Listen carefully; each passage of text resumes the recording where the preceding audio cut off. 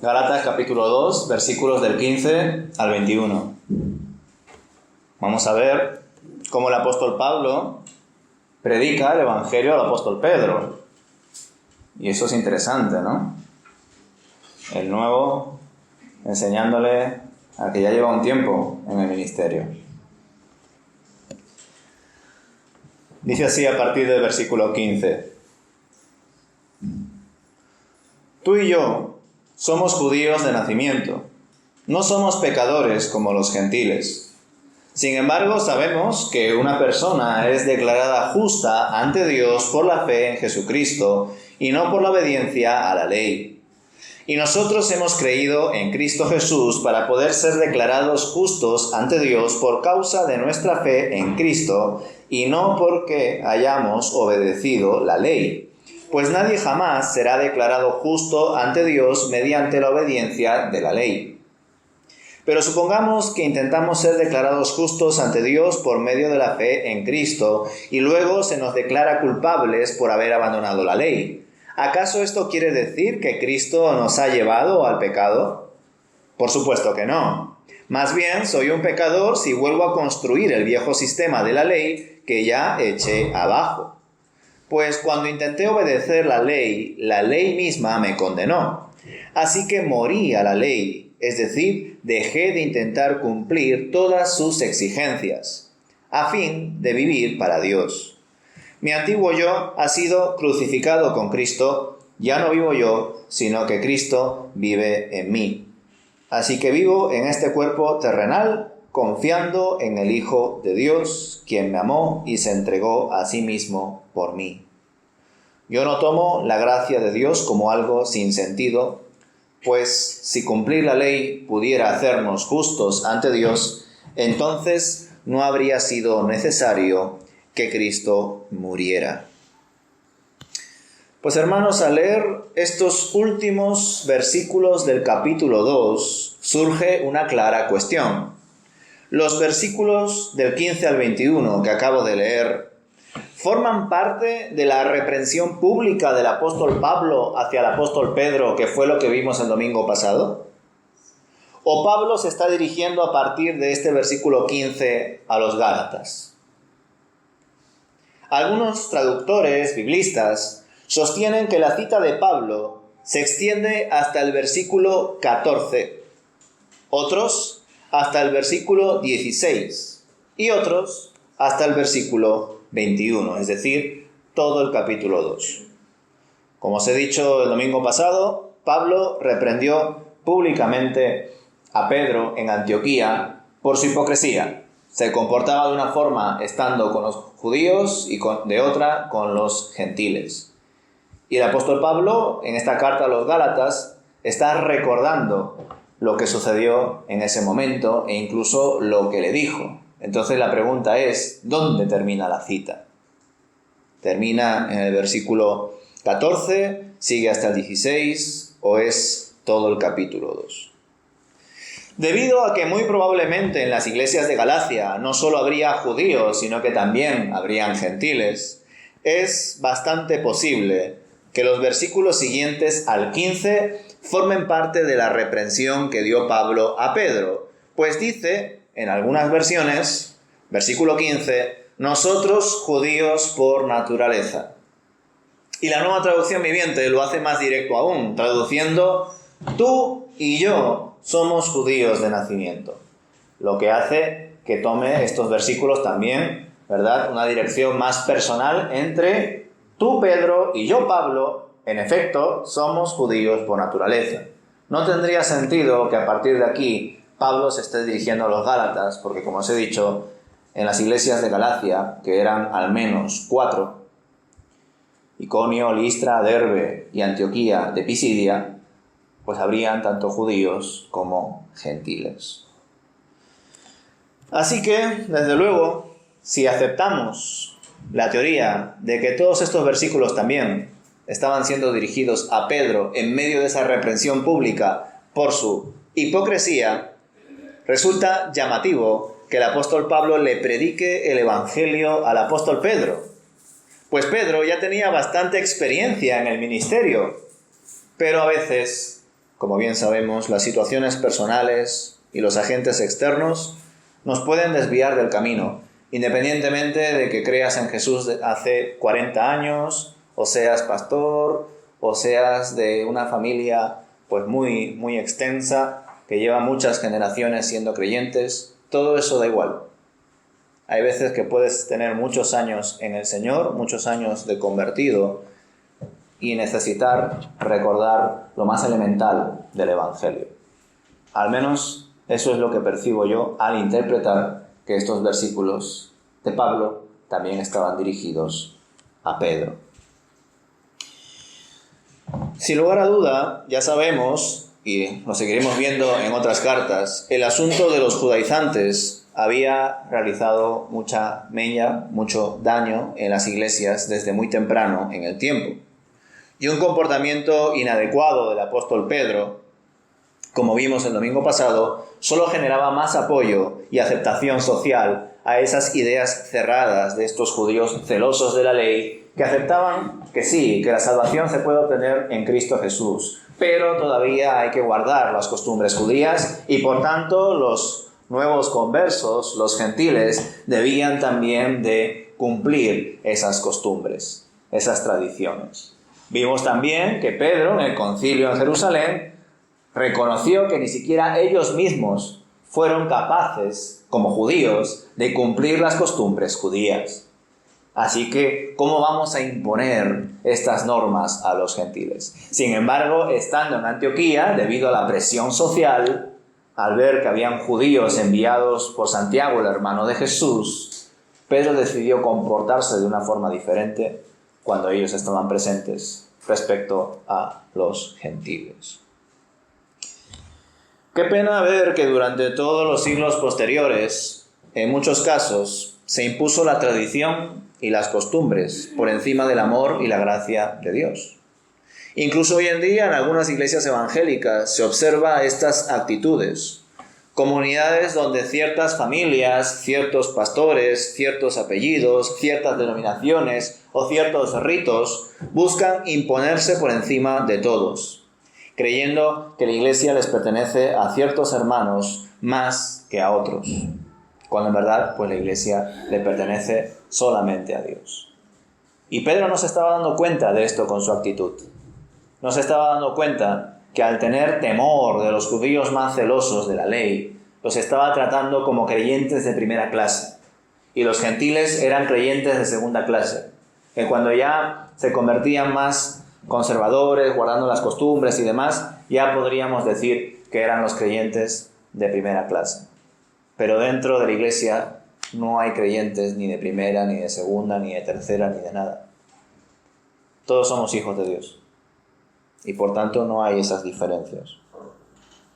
Por supuesto, tampoco podemos negar que detrás de todas estas artimañas, sutilezas y tergiversaciones, no solo se ha expresado el pecado de muchas personas, sino también las acciones del maligno, que tiene como objetivo destruir desde dentro.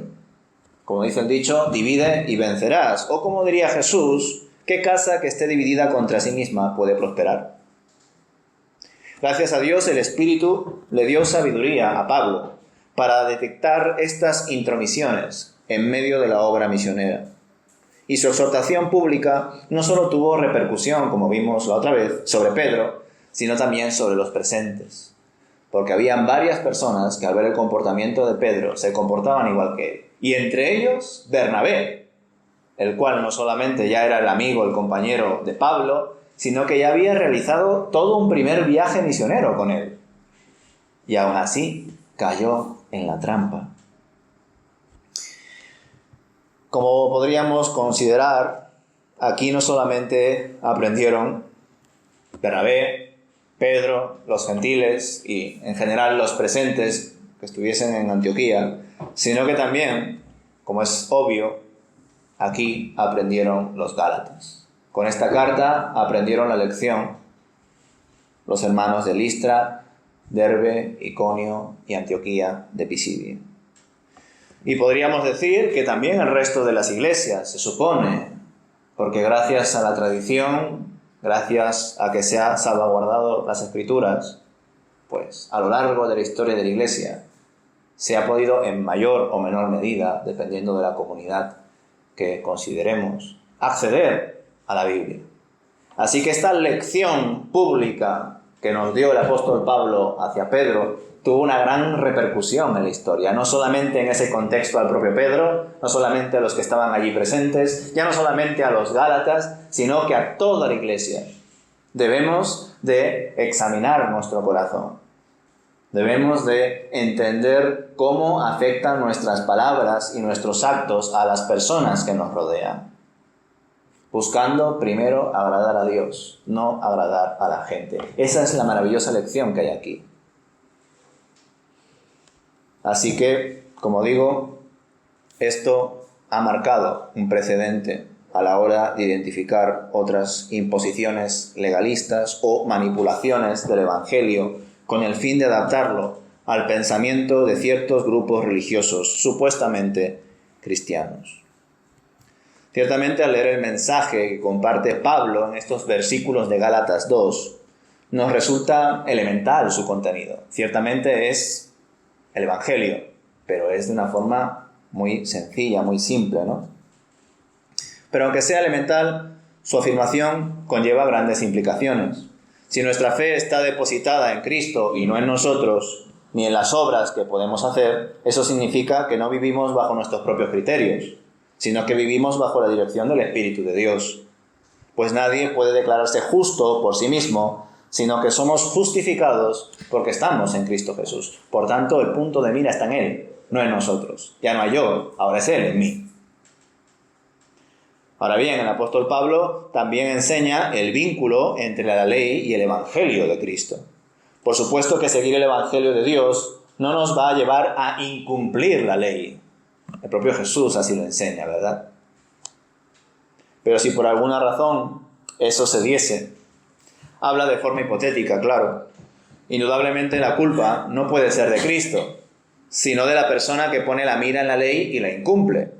El que vive en Cristo ya ha muerto a sí mismo, pues ha entendido no solo que Cristo ha sido el único que ha cumplido la ley, el justo que ha muerto por los injustos, sino que además nosotros hemos sido hallados culpables y hemos muerto por nuestros pecados. Pero Cristo nos ha dado una nueva vida. Por supuesto, nosotros no hemos experimentado la muerte y el castigo por nuestros pecados ahora, pues con ello Cristo lo ha cargado, lo ha tomado y lo ha crucificado hasta su último aliento de vida. Pero nuestra forma de vivir ahora debe ser como si hubiésemos muerto a nosotros mismos. Nuestro yo está crucificado. Nos hemos negado a nosotros mismos. Porque sólo así podemos seguir a Cristo. Todo aquel que quiera seguirme, niéguese a sí mismo, tome su cruz y sígame. Si no puedes hacer eso, no te llames cristiano. Así que podríamos decir que lo que plantea aquí Pablo no es de Pablo. Es evidentemente del Señor, del Espíritu Santo que le ha inspirado, pero además ya lo había enseñado antes Cristo. Leamos Mateo, capítulo 16, versículos del 21 al 26. Mateo 16, versículos del 21 al 26.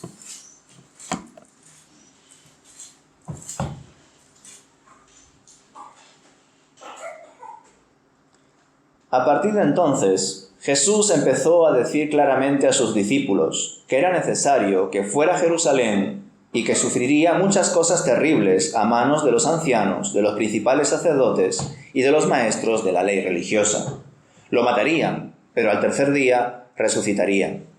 Entonces Pedro lo llevó aparte y comenzó a reprenderlo por decir semejantes cosas. «Dios nos libre, Señor», dijo. «Eso jamás te sucederá a ti».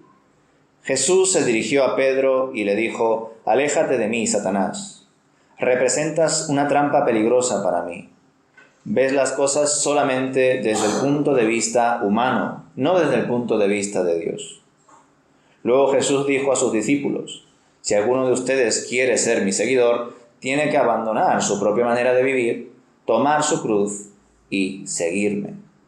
Si tratas de aferrarte a la vida, la perderás, pero si entregas tu vida por mi causa, la salvarás. Bueno, hermanos, buscando ya las aplicaciones para nuestra vida de estos versículos y volviendo por tanto a Gálatas capítulo 2, ¿qué pedagógico resulta para nosotros esta parte final del capítulo? Fijaos, el apóstol Pedro conoció al Señor Jesús desde el comienzo de su ministerio. Estuvo con él 3 años y medio. Escuchó prácticamente todos sus discursos una y otra vez. Vio casi todos sus milagros, señales y prodigios. Es cierto que en algún momento Pedro persuadió a Jesús para que no vaya a Jerusalén. Incluso, más adelante, llegó a negar a Jesús 3 veces, tal y como lo predijo él. Pero también sabemos que luego, tras morir y resucitar, el Señor Jesús lo restauró. ¿Recordáis los últimos versículos de Juan? Capítulo 21. Pedro, apacienta mis ovejas. ¿Me amas? Pedro, apacienta mis ovejas. Luego en Pentecostés, el apóstol Pedro, junto con los demás, recibió el Espíritu Santo. Fue lleno de él. Muchas personas se convirtieron a través de su primer discurso. Fue testigo de la conversión de los samaritanos y fue precursor en cuanto a la conversión de los gentiles, pues fue a través de él que públicamente los primeros gentiles, en casa de Cornelio, recibieron también el Evangelio y el Espíritu Santo. Ahora bien, en medio de todo este progreso, de todo este entendimiento y crecimiento, Pedro aún tenía asuntos que abordar en su vida. Y quizá estaba tan centrado en los demás que dejó algunas asignaturas pendientes respecto a su corazón y su forma de entender el reino de Dios. Y ver todo esto de forma panorámica, ver su evolución desde que conoció a Jesús, le dijo que no fuese a Jerusalén, le negó 3 veces, luego Jesús le restauró, luego experimentó la venida del Espíritu en Pentecostés, se convirtió en el líder de los apóstoles. Con sus predicaciones y su ministerio muchas personas se convirtieron, pero en medio de todo ello también pasó sus altibajos, también cometió sus errores. Como digo, dejó asignaturas pendientes por el camino. Así que ver todo esto de forma panorámica creo que resulta de mucha bendición para nosotros, pues aunque sepamos que nuestra conversión es radical, de muerte a vida, de hijos del diablo a hijos de Dios, de oscuridad a la luz, también sabemos que ese proceso de madurez, de imitación de Cristo y santidad, es un proceso largo, con altibajos. Por supuesto, el apóstol Pablo cometió también sus errores. Quizá uno de los más conocidos fue el de su capacidad para elegir colaboradores, pues eligió a algunos que luego le acabaron traicionando, y sin embargo desechó a otros que luego le resultaron de provecho para la obra misionera, como fue el caso de Juan Marcos. No obstante, este mensaje evidentemente no consiste en una crítica a los errores de Pedro o a los errores de Pablo, pues es muy fácil hacer eso, ya que tenemos mucha información de lo que hicieron durante su vida, durante su ministerio. ¿Os imagináis que existan documentos, cartas, libros, donde se compartan nuestros errores? Como lo podemos ver con Pedro y con Pablo. ¿Cuántas páginas creéis que serían en total? Quizá más páginas de las que tiene una Biblia en general. Seguramente. Pero el propósito de todo esto es ver cómo el amor y la fidelidad de Dios permanece en el tiempo. Cómo Él es el mejor pedagogo. Cómo nos enseña. Cómo tiene paciencia en medio de nuestro crecimiento, en medio de nuestros altibajos.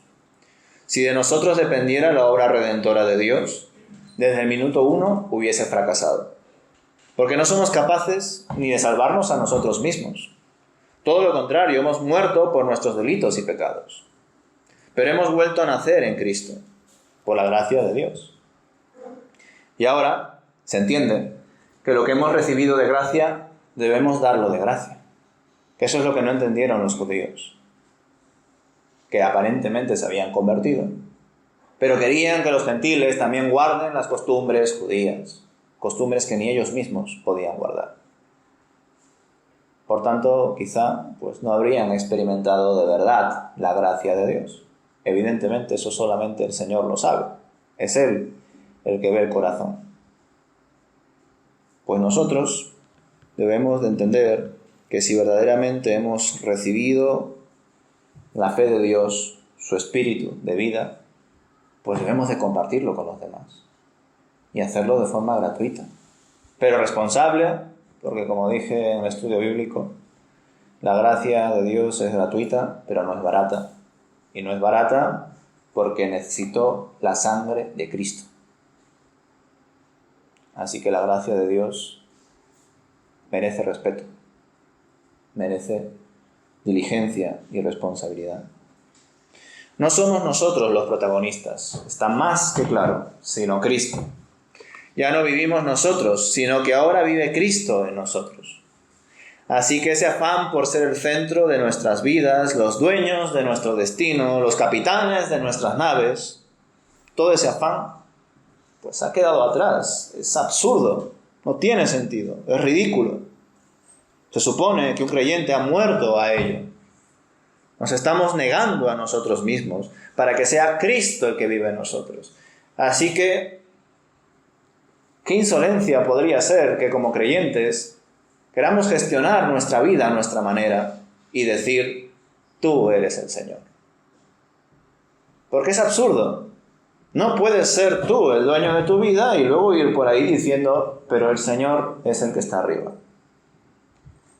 Si eres tú el que intenta decidir todo y planificarlo a tu manera, según tus propios criterios, creyéndote sabio en tu propia opinión, para ti Dios eres tú.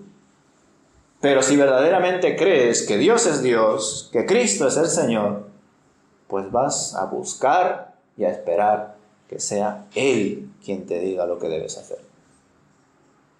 Pero bueno, ya sabéis que a nosotros nos gusta pues darle vueltas a las cosas, rizar el rizo. Y hasta incluso hemos llegado a, vamos a decir, el pensamiento más absurdo y lógico de tratar a Dios como un siervo y luego echarle la culpa a Él de nuestras decisiones. Cuando Él está dispuesto para guiarnos.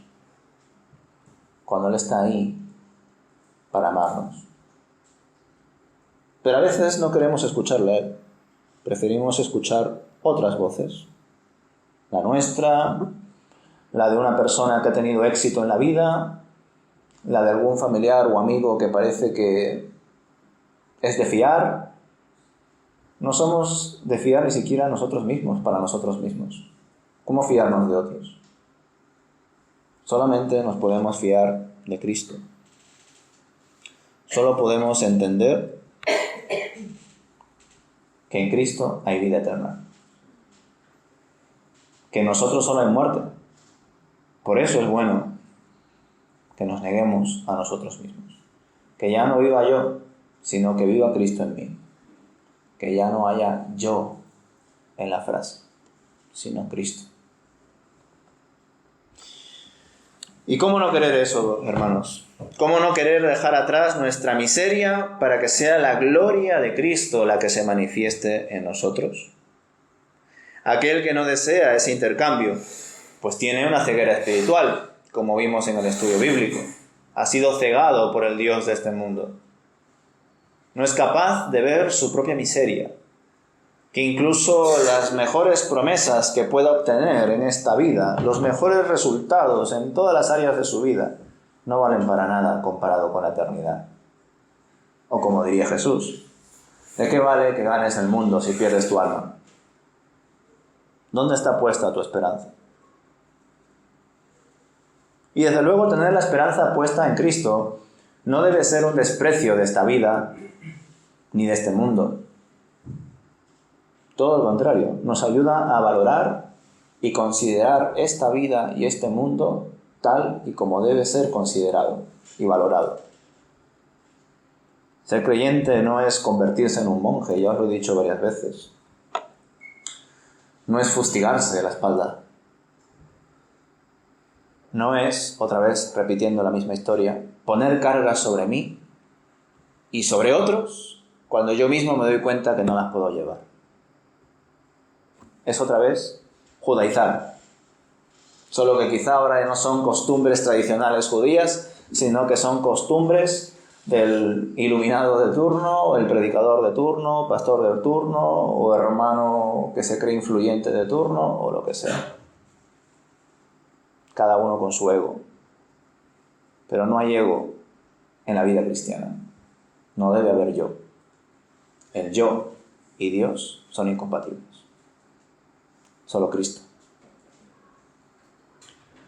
Pero evidentemente las personas que no tienen el Espíritu de Dios no pueden ver esto. Les parece locura, les parece absurdo. No es comercial. ¿Cómo no voy a pensar en mí?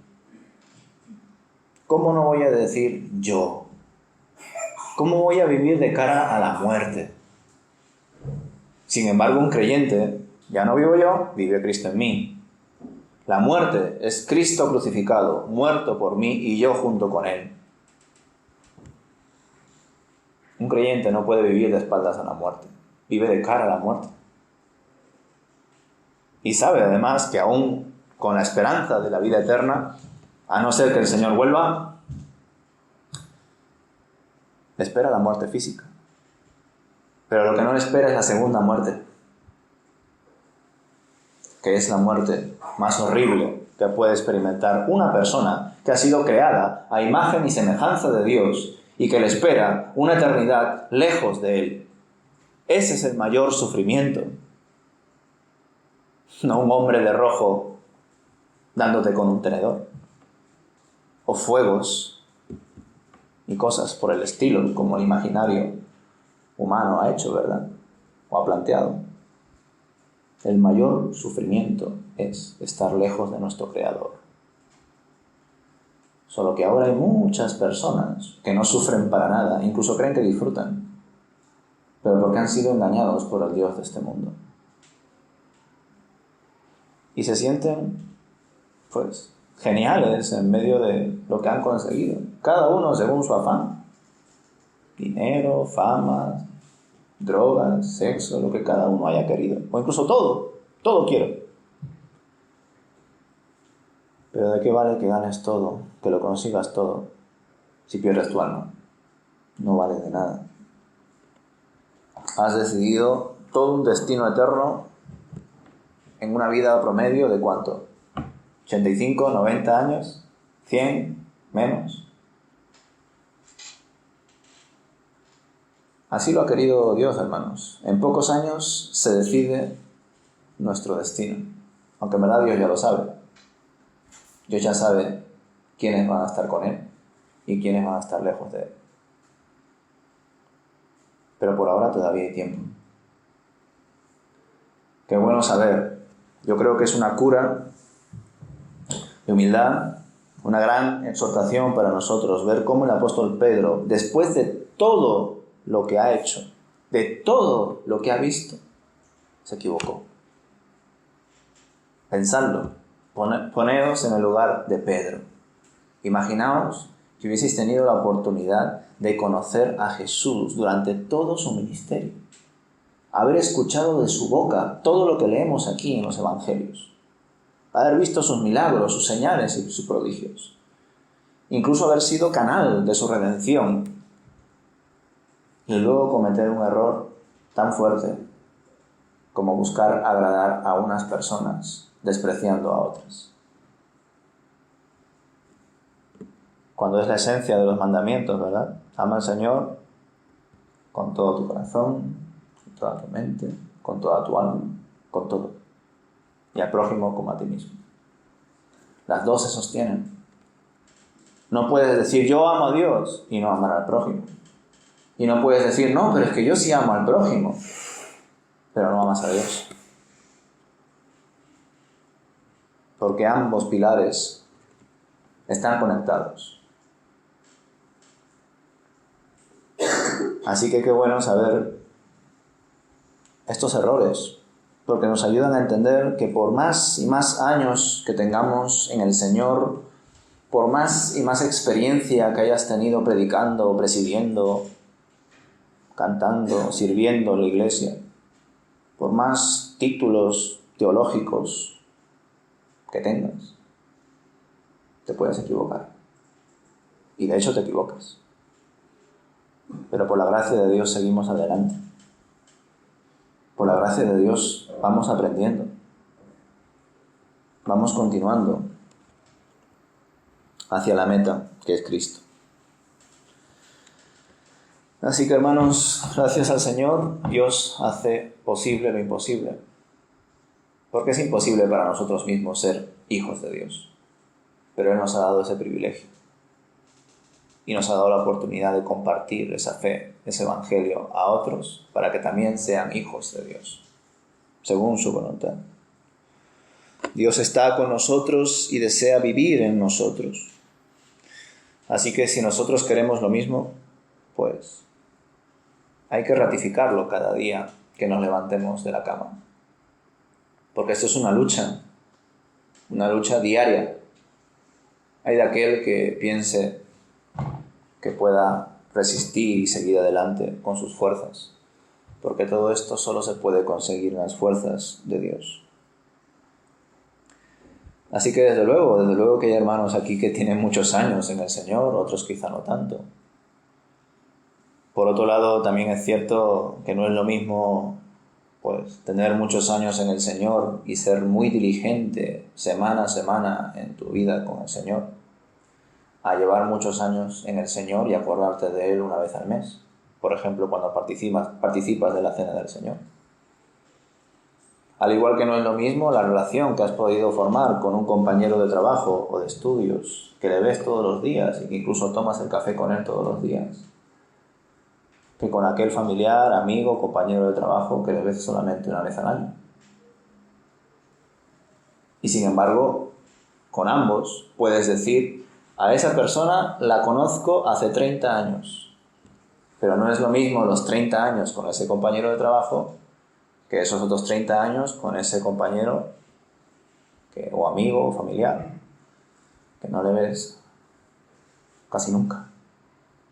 Pues igual, personas que llevarán muchos años desde que se bautizaron, desde que se convirtieron, desde que entendieron que Jesús es el Señor y Salvador. Pero eso no significa que tengan quizá una relación más profunda que aquellos que solamente quizá llevan 2 o 3 o 4 años. Qué bueno que esto no sea una competición. Esto es un privilegio. Cada uno tiene la oportunidad de administrar su tiempo en conciencia delante de Dios. Cada uno sabrá qué es lo que hace y cómo vive. Dios luego pedirá las cuentas y hará justicia, incluso dentro de la salvación. El cielo está garantizado en Cristo, pero también el Señor dará a cada uno según sus obras. Ya estando todos en el cielo, cada uno recibirá según sus obras. Y evidentemente aquel que ha sido más responsable y diligente con su tiempo como convertido en este mundo, pues recibirá grandes galardones de Dios. No sé cuáles, pero si vienen de Dios, créeme que son muy buenos. Los mejores. Mejor que cualquier oferta de Amazon o de donde sea que te ilusione, que venga. Los mejores regalos son del Señor. Así que, hermanos, aferrémonos a esa fe y hagamos el ejercicio de ratificarla cada día que nos levantemos de la cama, entendiendo que ya no vivo yo, sino que vive Cristo en mí. Amén.